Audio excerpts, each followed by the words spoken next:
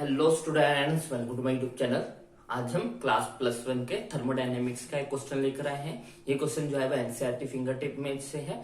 तो देखते हैं स्टेटमेंट क्या कहती है। स्टेटमेंट है हमारे पास क्वेश्चन की, molar heat capacity of water at constant pressure is 75 joule पर केल्विन व्हेन 10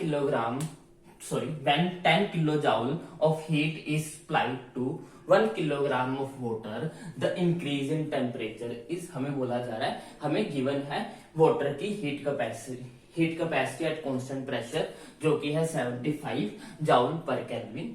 हमें बोला जा रहा है कि अगर हम 1 किलोग्राम वाटर को 10 किलो जूल की हीट जो है प्रोवाइड करवाते हैं तो उसके कारण उसके टेम्परेचर में कितना इंक्रीज आएगा वो हमें बताना है। तो क्वेश्चन करने से पहले हम कुछ बेसिक टर्म्स जो इसमें यूज हुई हैं उनके बारे में डिस्कस करेंगे। सबसे पहले है हमारी हीट कैपेसिटी। तो हीट कैपेसिटी क्या होती है?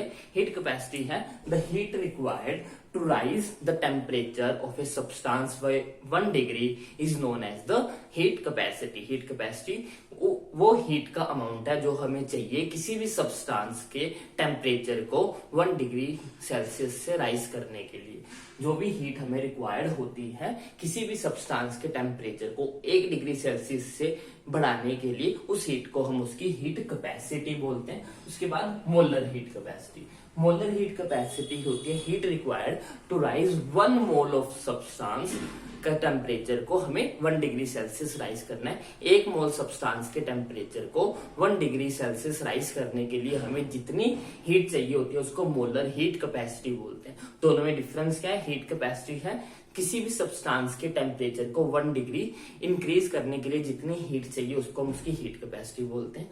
अगर हम उस सब्सटेंस के 1 मोल का टेम्परेचर राइज करना चाहते हैं 1 डिग्री से तो उसको हम उसकी मोलर हीट कैपेसिटी बोलते हैं।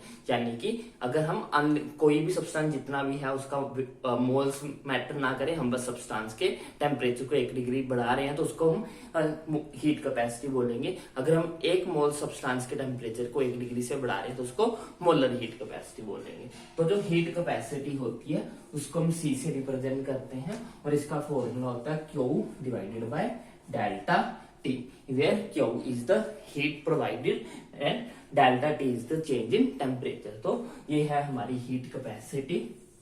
Heat capacity is equal to Q divided by delta T।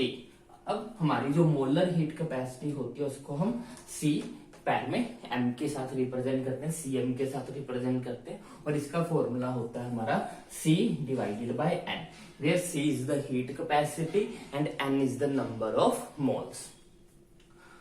अगर हम यहाँ पे C की वैल्यू पुट कर दें तो Cm इज इक्वल टू हो जाएगा, C की वैल्यू क्या है? Q upon delta T into N। तो हमें जो है वो क्वेश्चन में मोलर हीट कैपेसिटी ही गिवन है तो हम मोलर हीट कैपेसिटी का ये वाला फॉर्मूला यहाँ पे यूज करेंगे। तो मोलर हीट कैपेसिटी क्या आ जाएगी? Cm is equal to Q divided by N delta T। अब हमें क्या फाइंड आउट करना है? हमें फाइंड आउट करना है चेंज इन टेम्परेचर। तो इसके लिए हम क्या करते हैं? डेल्टा टी को इधर ले आते हैं, ये हो जाएगा हमारे पास delta T is equal to Q divided by N C N. ये हो जाएगा हमारा चेंज इन टेम्परेचर। अब Q क्या है? Q जो होती है जो हीट प्रोवाइड की गई है। हमने कितनी हीट प्रोवाइड की है? हमने जो है वो 10 किलो जूल की हीट जो है वो प्रोवाइड करी है, यानी कि हमारा Q कितना है? 10 किलो जूल। क्योंकि हमें हीट कैपेसिटी जो है वो जूल में गिवन है तो इसको कन्वर्ट करना होगा जूल के अंदर। तो इसको 1000 के साथ मल्टीप्लाई करेंगे तो ये हमारा बन जाएगा 10,000 जूल। तो Q की वैल्यू कितनी आ गई? 10,000 जूल डिवाइडेड बाय N क्या है? N है हमारे नंबर ऑफ मोल्स। अब हमें N निकालना होगा। N क्या है? Number of mole. Number of moles का फॉर्मूला होता है given mass divided by molecular mass. अब वाटर के नंबर ऑफ मोल्स निकालेंगे तो गिवन मास कितना है? 1 किलोग्राम। इसको ग्राम में बदलेंगे तो ये हमारे पास 1000 हो जाएगा डिवाइडेड बाय वाटर का मोलिकुलर मास होता है 18। तो नंबर ऑफ मोल्स आ जाएंगे 55.5। तो N इज इक्वल टू क्या होगा? 55.5। तो N की जगह पे रख देते हैं 55.5 मल्टीप्लाइड बाय Cm क्या है? Cm है हमारी मोलर हीट कैपेसिटी और मोलर हीट कैपेसिटी की वैल्यू हमें गिवन है 75। तो इसको मल्टीप्लाई करेंगे 75।